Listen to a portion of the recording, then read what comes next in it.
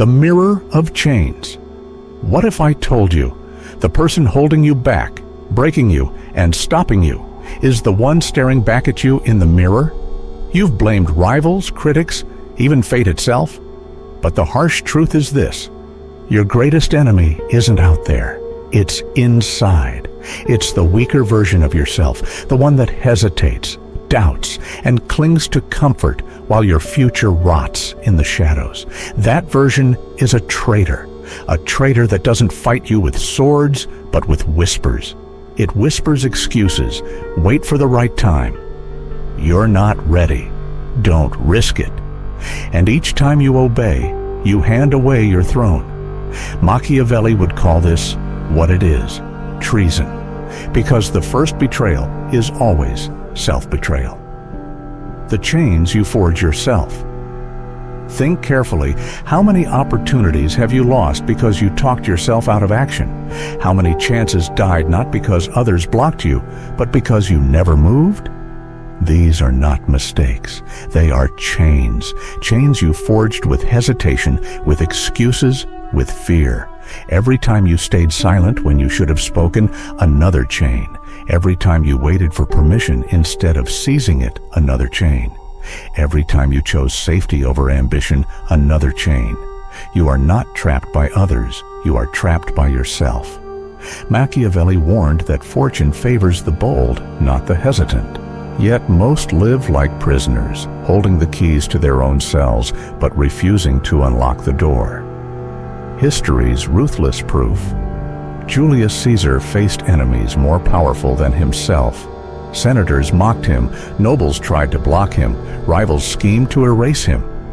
But Caesar's true victory came before all that.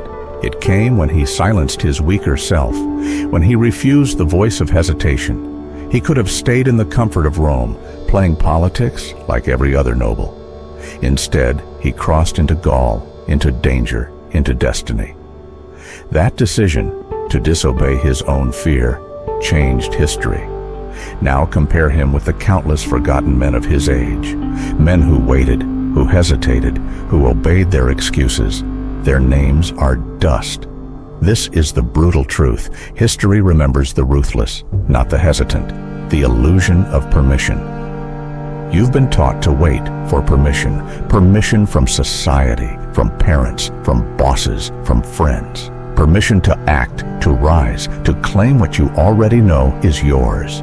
But Machiavelli would laugh at such weakness. Power is not granted, power is seized. When you wait for approval, you declare yourself a servant. You admit that others have the right to decide your worth, and in doing so, you give them control over your future. Nobody will crown you willingly. If you want the throne, you take it. The seduction of excuses. Your inner traitor is clever. It doesn't attack directly. It seduces with excuses. It's not the right time. You don't have enough resources. You might fail. Each excuse sounds reasonable. That's what makes them deadly. They don't push you backward. They keep you still. And stillness is defeat. Because while you hesitate, your rivals advance. While you delay, your enemies sharpen their knives. While you seek the perfect moment, others are creating it. Machiavelli compared fortune to a woman, wild, violent, favoring those who strike boldly, not those who wait politely. Your excuses do not protect you. They seduce you into surrender. The first transformation. So what is the Machiavellian solution? Ruthless self-command. You must become your own ruler. You must issue commands to yourself and enforce them with iron will. No negotiation, no debate. When hesitation whispers, silence it. When fear rises, crush it. When excuses tempt you, burn them. Machiavelli wrote that the prince must be both lion and fox, fierce enough to strike, cunning enough to survive. That begins within you. Be the lion that conquers fear. Be the fox that outwits excuses. Rule yourself, or you will be ruled forever. Modern proof. Look at today's world. The ones who rise are rarely the most talented. They are the ones who move while others wait.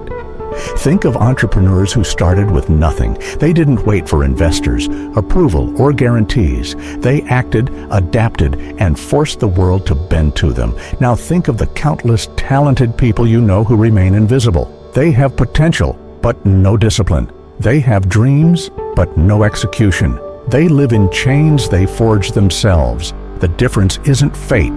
The difference is command. The uneasy realization. Here is the question you must face. How many of your failures came not from enemies, but from yourself? How many times did you hand away your throne without a fight? It's a brutal realization, but it's also liberating. Because if you are the one chaining yourself, then you are also the one who can break those chains. The mirror reveals the enemy, but also the key. The first challenge. Here's your challenge. Tonight, write down 3 ways you betrayed yourself this year, where you hesitated, where you obeyed fear, where you stayed silent when you should have acted. Do not excuse them. Call them what they are, treasons. Then, make a vow. Never again will you be your own jailer. From this moment forward, you rule yourself ruthlessly, and no enemy inside or outside will hold you back again. But once you conquer yourself, another war begins. Because when you start to rise, the world will take notice. Enemies will emerge. Doubters will circle. Manipulators will test your resolve. How do you survive them? How do you build a fortress so strong that nobody can break you? That is the lesson of part 2. The fortress mind. Once you begin to conquer yourself, the world will notice. And when the world notices, it resists. People do not like change. They despise those who rise above them. The moment you refuse to remain ordinary, you become a threat. And threats are always attacked. So the question becomes, how do you survive in a world that will try to hold you back, break you, and stop you? Machiavelli gives us the answer. You must build a fortress, not of stone and iron, but of mind and perception. Why fortresses are necessary in The Prince. Machiavelli observed that rulers often built fortresses to protect themselves from rebellion. But he warned that physical fortresses could backfire. They made rulers appear weak, afraid, isolated. The stronger fortress was always invisible, the loyalty of people, the fear of rivals, the perception of strength. Today, your fortress is not a castle on a hill. It is the discipline of your mind, the control of your image, and the aura you project to the world. If you build these walls high and strong, no rival can breach them. The first wall, discipline of mind. The first wall of your fortress is your mind, because if others can break your focus, they can break you. Think about how modern life is designed. Constant notifications, endless distractions, people demanding your attention. Every distraction chips away at your walls. Machiavelli would call this dangerous negligence. He believed that rulers must always prepare, always stay vigilant, always guard their focus. A distracted ruler is an easy ruler to overthrow. Your fortress begins when you discipline your attention. Cut out the noise. Guard your time like treasure. Train your mind to stay fixed on strategy, not gossip. If your mind is unbreakable, your enemies cannot enter. The second wall, control of image. The second wall is your image. Machiavelli knew perception often mattered more than truth. Everyone sees what you appear to be. Few experience what you really are. This means you must carefully control what people see. Do not reveal everything. Do not let them read you easily. Appear confident, disciplined, and untouchable, even when chaos swirls inside. Think of leaders throughout history. Napoleon often entered battle projecting supreme confidence even when his resources were thin. His soldiers believed because of how he appeared, not because of the facts. Your fortress is built not from what is real, but from what is believed. The third wall, aura of power. The third wall is aura, the atmosphere you project without words. Have you ever met someone who seemed untouchable, even without speaking? That aura is not magic. It is built through silence, through posture, through reputation carefully guarded. Machiavelli knew that fear and respect were stronger shields than love. If people sense you are not to be trifled with, they will test you less, attack you less, and give you more ground. Your aura must whisper, "I cannot be broken." The weak who fail to build now contrast this fortress with those who build nothing. The weak let their emotions show openly. They let their enemies see their doubts, their insecurities, their weaknesses. They let the world read them like an open book. And because of this, they are easily broken. They are like rulers with no walls, cities with no gates, fortresses with open doors. Sooner or later, someone walks in and claims the throne. Modern example. Look at the modern workplace. The employee who vents frustrations openly is easy to control. Their boss knows their breaking points. Their rivals know their weaknesses. The entrepreneur who constantly complains online builds no respect. Their aura is weakness, not strength. The leader who overshares every detail loses the mystery that commands respect. Now contrast them with the disciplined, the silent, the ones who reveal little and achieve much. These are the people who seem untouchable. Their fortress is invisible, but everyone senses it. The Machiavellian counter. So how do you build your fortress? Guard your mind, cut off distractions, never allow others to dictate your focus. Shape perception, appear stronger than you are. Control what people see, never reveal what they shouldn't. Cultivate aura, speak less, act more. Let silence, posture, and reputation project invincibility. This is the Machiavellian path to protection. Not hiding, but projecting strength so profound that no one dares strike.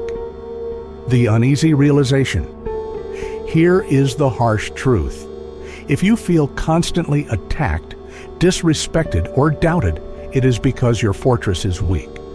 Others only test what looks breakable. Strengthen your walls, and the tests will fade. The world respects power it cannot penetrate. The second challenge. This week, build one wall of your fortress. Choose silence where you once overshared. Choose focus where you once scattered attention. Choose posture where you once collapsed into weakness. Each choice is a brick. Each brick raises your walls higher, and soon you will stand untouchable. But building walls is not enough. A fortress protects, but it does not conquer. The next step is to master the art of silence and presence, to turn uncertainty itself into a weapon. Because the less they know about you, the more power you have over them. That is part 3, the art of silence, mystery, and strategic presence. The art of silence and presence. Once your fortress is built, your enemies will test its walls. They will probe for weakness, for cracks, for anything that reveals what lies inside. And here is where most people fail. They talk too much. Loose words are open doors, explanations, confessions, endless chatter. These are how people hand over their power without even realizing it. Machiavelli understood this better than anyone. He wrote that rulers must be masters of disguise, great pretenders and dissemblers. Because silence and mystery are not just shields, they are weapons. Why silence terrifies? Why does silence hold power? Because it forces others to fill in the gaps. When you speak little, people project their own fears, doubts, and fantasies onto you. They imagine you know more than you do. They assume you are stronger than you are. They fear what they cannot read. Think of interrogation rooms. Often silence breaks people faster than shouting. Why? Because silence makes the mind race. The unknown is more terrifying than the known. When you stay silent, you control the frame. You force others to wonder, to chase, to question, and in their uncertainty, they lose control. The Mask of Mystery Machiavelli warned, "Everyone sees what you appear to be. Few know what you are." This is not a weakness. It is an advantage. Appearances are masks, and masks are stronger than truth. The mysterious leader, the enigmatic figure, the unreadable presence, these are always respected more than the loud, the predictable, the overly transparent. Look at history. Leaders like Talleyrand in Napoleonic France wielded immense influence not by speaking constantly, but by speaking rarely. Every word was calculated, every silence intentional. People feared him because they could never tell where he stood. Mystery itself became his fortress and his weapon. The modern failure. Now contrast this with today's world. Most people betray themselves constantly. They overshare online. They confess their emotions to anyone who listens. They explain their plans, their goals, their weaknesses in casual conversation. They think transparency makes them authentic. But authenticity without control is exposure, and exposure is weakness. How many careers have been ruined because someone tweeted too much? How many relationships collapsed because someone revealed too much too soon? The modern world rewards those who speak less and do more. The power of strategic silence. But make no mistake, silence does not mean absence. Silence is not weakness. Strategic silence is presence intensified. Think of a meeting where one person speaks little, but delivers one decisive statement. Everyone remembers their words, not the chatter of others. Think of a negotiation where your silence makes the other side nervous enough to reveal their own hand. Machiavelli would advise this. Speak rarely, but when you do, speak decisively. Silence builds tension. Your words release it like a blade, the weapon of uncertainty. Silence creates uncertainty, and uncertainty is power. If they don't know your true thoughts, they cannot prepare against you. If they don't know your next move, they cannot block it. If they cannot read you, they cannot control you. This is why Machiavelli urged rulers to conceal their intentions. The predictable are easy to overthrow. The unreadable are feared. Think of Vladimir Putin in modern politics. Whatever you think of him, his silence and calculated unpredictability are strategic. Rivals cannot easily anticipate him. His mystery itself is a weapon. The aura of presence. But silence is not enough. You must also master presence. Presence is how you fill the room without words. It is posture, eye contact, the weight of your pauses. Presence makes people pay attention before you even speak. Machiavelli knew that rulers must not only be powerful, but appear powerful. Your presence is the projection of that power. It is how you convince others you are in control, even when you are outnumbered. Think of leaders, generals, entrepreneurs who command attention without shouting. Their calm, their silence, their deliberate movements radiate authority. People listen not because of what they say, but because of how they carry themselves. The uneasy realization. Ask yourself honestly, how often do you betray yourself through unnecessary words? How often do you explain when you should remain silent? How often do you weaken your presence by filling silence with noise? Every word you speak without strategy is a gift to your rivals. Every silence you break too quickly is a chance wasted. Power belongs to those who can endure the discomfort of silence and use it to make others squirm. The third challenge. Here's your challenge. Practice silence. In your next conversation, resist the urge to overshare. Let pauses hang. Watch how others rush to fill the silence. Watch how much they reveal while you reveal nothing. Then, when you finally speak, choose words that strike with precision. This is how silence becomes dominance. But silence and presence are not enough, because eventually you will face betrayal. People will disappoint you. Allies will fail you. Enemies will rise against you. The question is not if betrayal comes, it is how you use it when it does. That is part 4. How to turn betrayal and setbacks into fuel for power.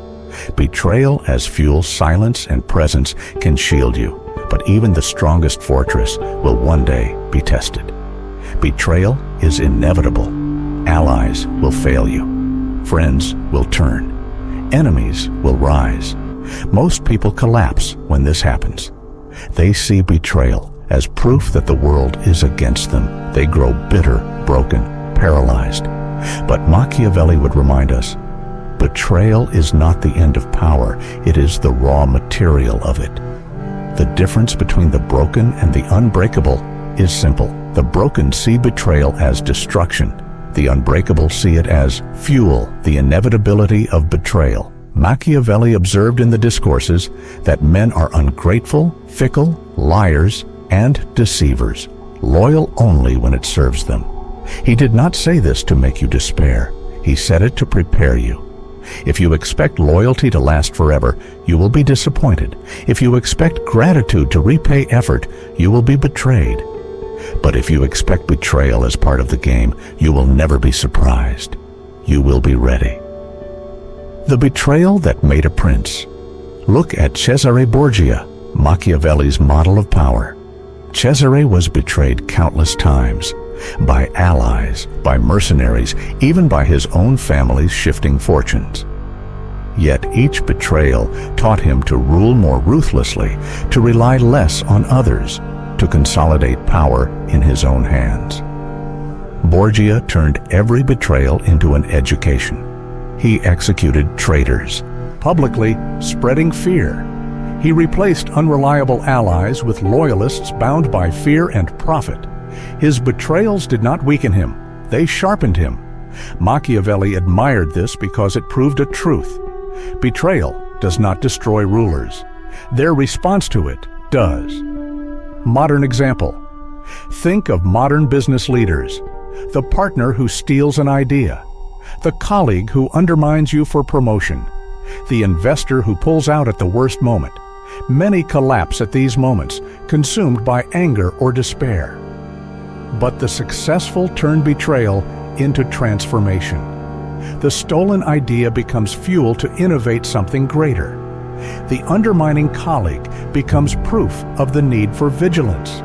The withdrawn investor becomes a lesson in independence. Betrayal is not the fire that burns you, it is the fire that forges you. Weaponizing setbacks. Setbacks are betrayals of fortune. You plan, you prepare, you act, and still the world crushes you. Machiavelli compared fortune to a violent river, unpredictable, destructive, merciless. But he said wise rulers do not curse the flood. They build dams, redirect waters, prepare for chaos. When life betrays you with loss, failure, or disappointment, the Machiavellian question is not why me, but how do I use this? Loss can harden resolve.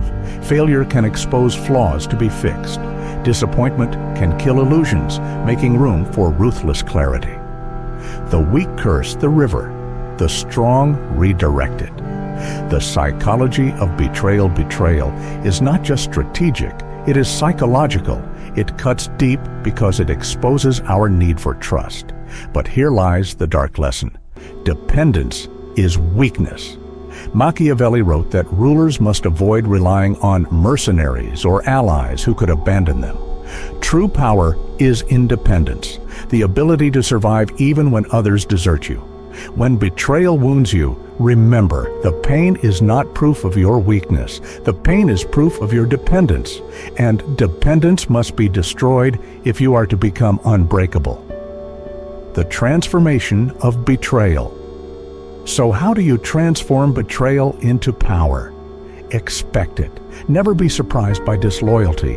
Assume it will come. Record it. Betrayal reveals character. When someone shows their true loyalty, believe them. Exploit it. Use betrayal to justify decisive action. Punish when necessary. Replace when possible. Adapt always. Grow from it. Each betrayal removes illusions. Each setback hardens you.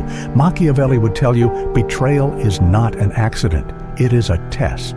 The uneasy realization. Now ask yourself, how many times did betrayal break you when it should have built you? How many times did you curse the river instead of building a dam? The truth is unsettling, but it is also liberating because betrayal is inevitable, which means power lies not in avoiding it, but in mastering it. The fourth challenge. Here's your challenge. Take the last betrayal you faced, personal, professional, or emotional. Instead of replaying the pain, dissect it. Ask, what weakness did it reveal in me? What illusions did it destroy? How can I turn it into leverage? Write down your answers. That is how betrayal becomes blueprint. But even after mastering betrayal, there is one final transformation. The ruthless pursuit of power is not just about defense or survival. It is about becoming untouchable, a force that cannot be held back, broken, or stopped. That is part 5, the final Machiavellian lesson on becoming truly unstoppable. Becoming truly unstoppable. You have faced the mirror and conquered yourself. You have built your fortress mind. You have mastered silence and presence. You have turned betrayal into fuel. But power is never static. If you stop here, someone hungrier, sharper, more ruthless will take what you built. The final transformation is not just survival, not just strength. It is to become unstoppable. Unstoppable does not mean invincible. It means adaptive. It means no matter what happens, you cannot be broken because you know how to bend. No one can hold you back because you know how to move forward through chaos. This is the final Machiavellian stage of power, the force that cannot be restrained. Excellence as armor. Machiavelli wrote that rulers must cultivate virtù, a word that meant not virtue in the moral sense, but excellence in the ruthless sense. Skill, courage, audacity, cunning. When you are excellent, when you are undeniably skilled, the world cannot easily ignore you. Enemies may hate you, but they will respect you. Allies may fear you, but they will follow you. Excellence itself becomes armor. It makes you harder to replace, harder to discard, harder to destroy. Ask yourself, are you merely surviving or are you becoming excellent at what matters? Because mediocrity is always stoppable. Excellence is harder to kill. The reputation that precedes you, Machiavelli, knew that perception was as important as reality. To be unstoppable, you must master not only who you are, but what others believe you to be. A powerful reputation moves before you, shaping rooms before you arrive. A reputation for competence brings opportunity. A reputation for ruthlessness deters betrayal. A reputation for unpredictability keeps enemies on edge. Reputation, once earned, becomes a shadow army that fights for you even when you are absent. But beware, reputation is fragile. One careless act can destroy it. Guard it like a crown, polish it with action, protect it with silence. Detachment, the final key. But even excellence and reputation are not enough. To be truly unstoppable, you must learn detachment. Why? Because the more attached you are to outcomes, to approval, to loyalty, the easier it is to stop you. The leader who cannot bear to be disliked is easy to manipulate. The lover who cannot walk away is easy to control. The ruler who cannot endure loss is easy to overthrow. Detachment means you can endure loss without collapse. You can endure criticism without breaking. You can endure betrayal without despair. Machiavelli would say, "The man who needs nothing cannot be stopped." Unstoppable. Through adaptation, history is filled with rulers, generals, and entrepreneurs who appeared unstoppable until they clung too tightly to the old ways. They became rigid, predictable, brittle, and brittle things break. The truly unstoppable are flexible. They adapt, They change tactics when fortune shifts. They abandon failing strategies and create new ones. Machiavelli compared fortune to a river that floods and destroys. The unstoppable are those who anticipate the flood and build canals to redirect it. They do not fight chaos, they harness it. Your final transformation. Now comes your choice. You can remain chained to the mirror of your own weakness. You can live at the mercy of betrayal, of fortune, of enemies who know you better than you know yourself. Or you can become what Machiavelli envisioned, the person who cannot be broken because they know how to bend, the person who cannot be stopped because they never stop moving. To be unstoppable is not a title others grant you.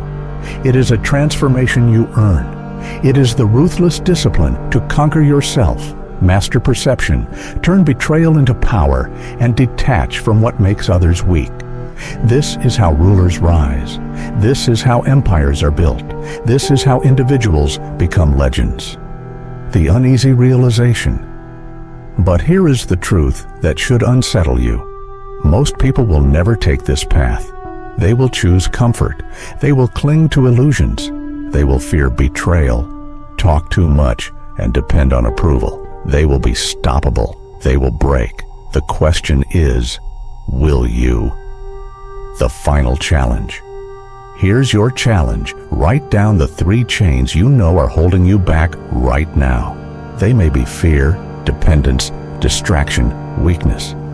Now ask, what would a Machiavellian ruler do to break them? And more importantly, what will you do this week to break them? The unstoppable do not wait. They act. The closing call. This channel is for those who dare to see the world as it truly is, not as we wish it to be. If you are ready to step beyond illusion, beyond weakness, and beyond the ordinary, subscribe to Ruthless Psychology. Join a community that uncovers the hidden rules of power, control, and influence. Do you think Machiavelli was right, or was he too ruthless? Leave your thoughts below, because power, like truth, is sharpened by conflict.